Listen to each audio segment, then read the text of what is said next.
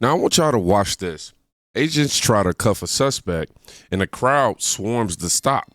Then, the very next day, NBC says the border is basically silent, and the FBI vows to follow the money. Let me show you the term.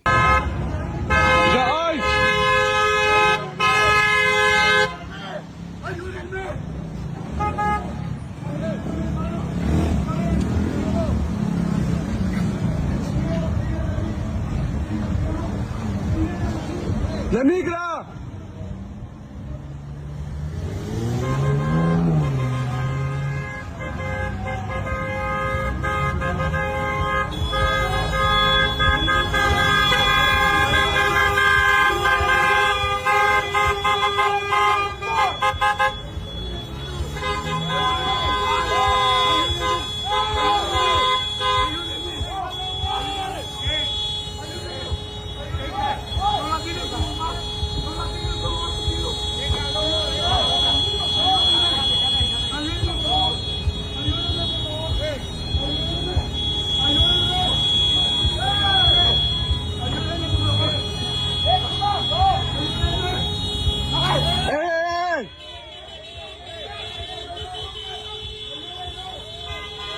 No!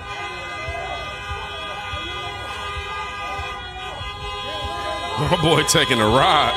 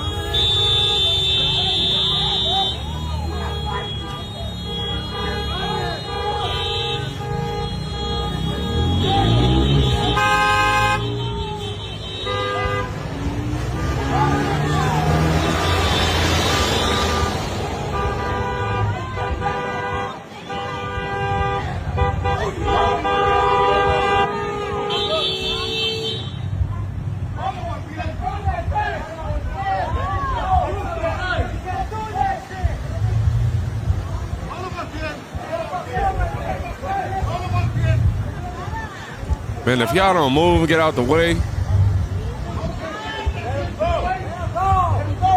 Let him go!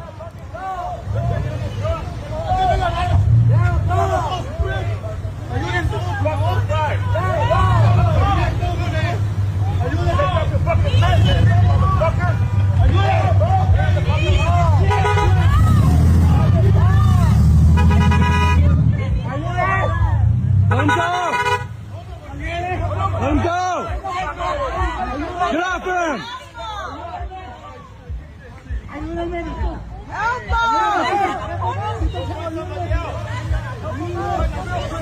Ayúdame, quítalo.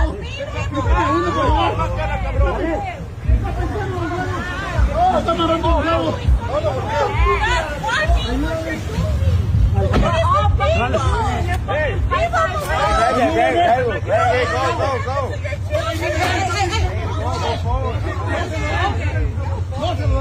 Get the fuck out of here! Let me see your fucking face, bro! Let him go!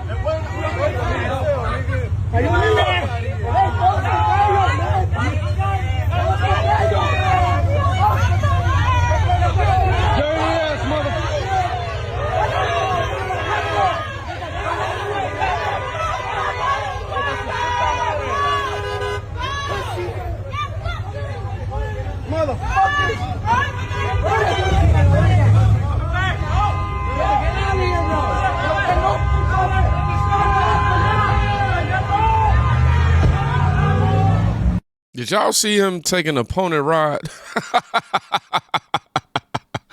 Look, man, we laugh because, look, you know what you signed up for when you broke the law crossing the border illegally.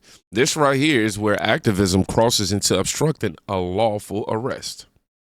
If you normalize mob vetoes of law enforcement, you don't get community safety. You get street mob rule, okay? That's not compassion. That's how you create. That's literally the formula for chaos. So how do we get to a scene like this to this.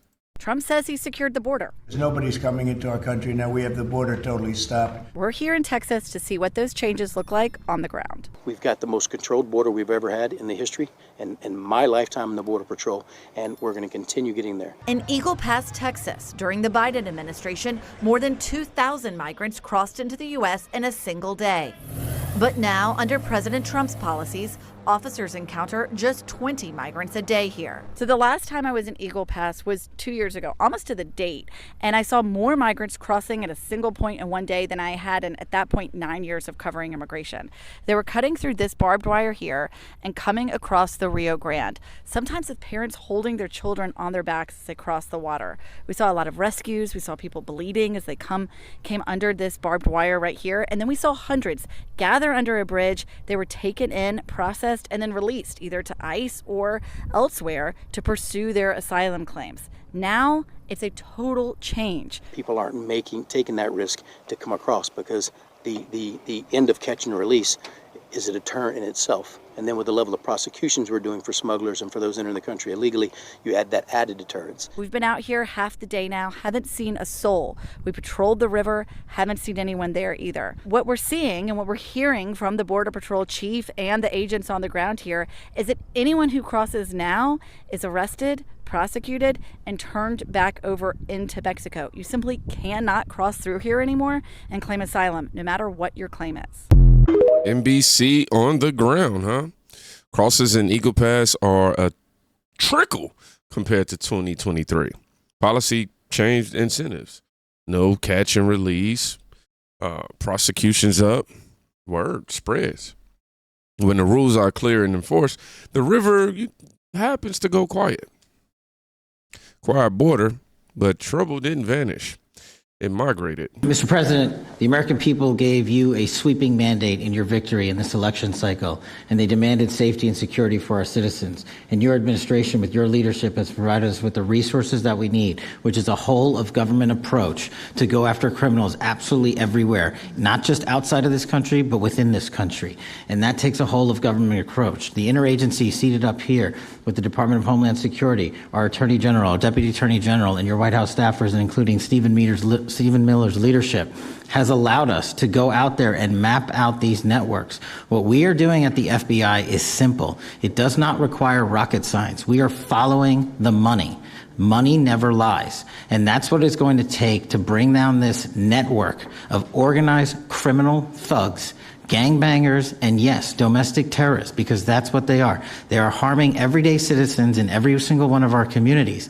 And the folks you see here on the right and left, they're some of the bravest men and women we have today. They're reporting the stories live time because the mainstream media won't cover it. They're putting their lives on the line. They're standing up for the flag. The least we can do is stand up for them. So you have my thanks. I read more of your stories than I do theirs because you guys are putting out the truth. And we deserve a country where you are protected as equally as they are. We, in this FBI, will go after with the criminals with a vengeance. We will not rest until we find every single seed, money, donor, organization, and funding mechanism that we have.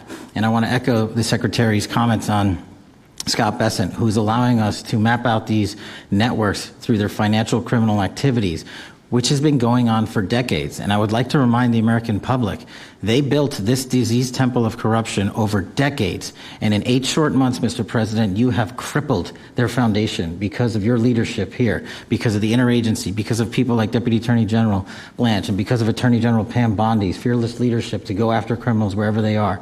They will not be able to hide. They were able to hide and conspire with prior administrations, and we are exposing their corruption from within.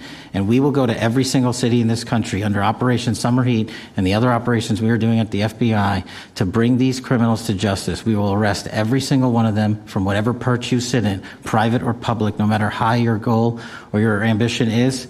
It will be crushed by the Constitution because the American people deserve law and order, and that's what we're going to give. I know that's right. When chaos can't win in the open, it hides in accounting. Follow the money, isn't a slogan. It's how you map networks, front groups, and pass-throughs. If funding dries up, the repeat violence, that's going to get expensive. And about that Antifa is just an idea line. You remember? Get a fucking light out of our fucking face now. Fuck off.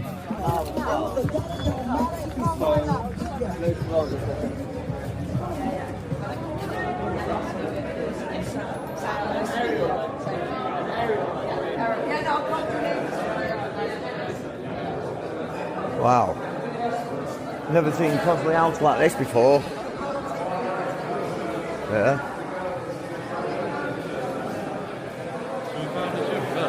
Gym downstairs. Can't be saying shit like that.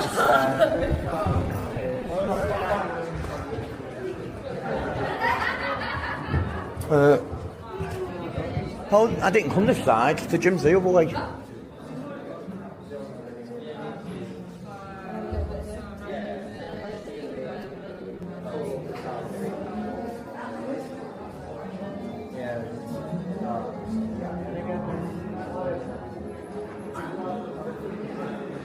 Wrong way, that. Round the other way. That's the way out, isn't it?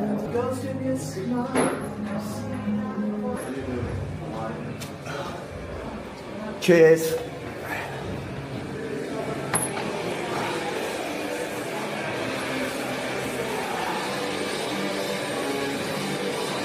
Yeah, this is where we came in. That's where I sneaked in, remember? And went upstairs, there's downstairs there. But look at that fireplace. That's mint, that fireplace, massive. Down them stairs. We'll go down there in a minute.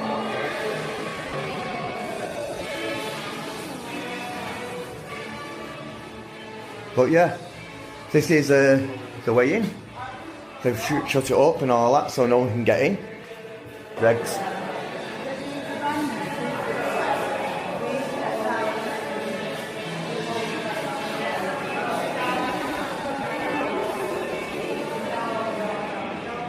They blocked it off so we can't get down. Now, you know, ideas don't leave boat cutters, banners, and logistics rooms, whatever you call it. Sales, collectives, affinity groups, organized space enables organized actions. Receipts beat rhetoric, I'm telling y'all. Which is why cities are finally doing this. You guys think we won't grow again? This does nothing. This does nothing. Nothing. It's a waste of your money. Look at what you're doing. Do you feel anything? Everybody's screaming because they're fucking doing an illegal seizure. This stuff was donated by the community. The community here paid money. All the food, all of the medical supplies, all of the PPE, all of the bedding, all of our power banks, everything. And this is illegal. They gave us no paperwork, no warning. They refused to give us paperwork. So we are going to document every one of you motherfuckers. Every one of you. Pieces of shit. Piece of shit.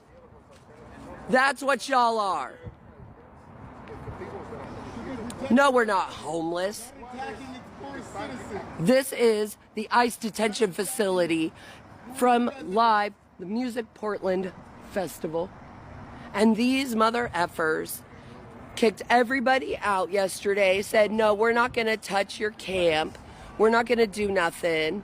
They refused to let us in to get any of our things. They refused for us to get medical supplies. They refused all of these things. So they are stealing private property with zero paperwork. They are required to post notices. They are required to give us documentation of what they did, what they took, and where they will take it. This is all legally required. After months of escalations around the DHS and eyesight, the camp comes down.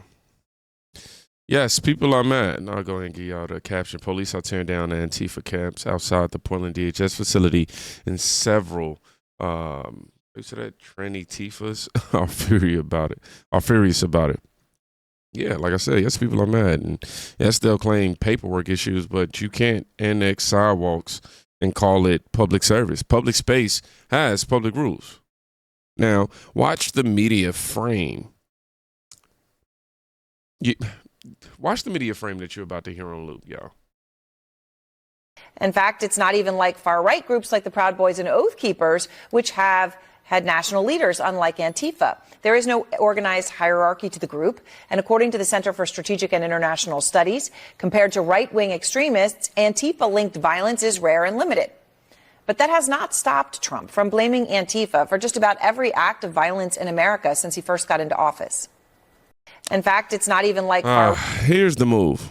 Zoom out to hierarchy debates and averages. Zoom past the repeated flashpoints we just watched.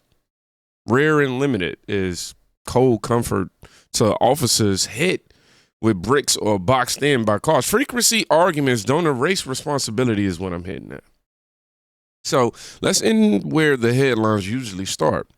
Who gets hurt when we pretend this is just all vibes? A Tren de Aragua member who was being housed by a former New Mexico judge and his wife pleaded guilty to illegally possessing firearms and conspiracy to destroy evidence after posting photos and videos of himself with weapons on social media. As KTSM reported, Christian Ortega Lopez illegally entered the United States on December 15th, 2023 and was released pending removal proceedings. Court documents say he was seen in photos holding weapons with former Judge Joel Cano. Nancy Cano is said to have asked Ortega Lopez to help repair a glass door, and the couple allowed him to stay in a small house on their property. Ortega Lopez told officials the firearm was pictured with that he was pictured with was a gift from the Cano family and admitted it was illegal for him to have it. At sentencing, he faces up to 20 years in prison.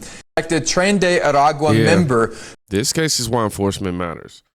An illegal tied to a foreign gang got gifted a gun and allegedly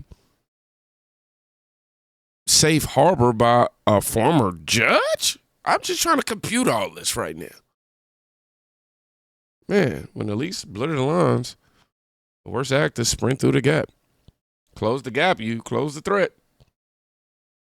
Policy set the tone, money fuels the mayhem, and the streets feel the result.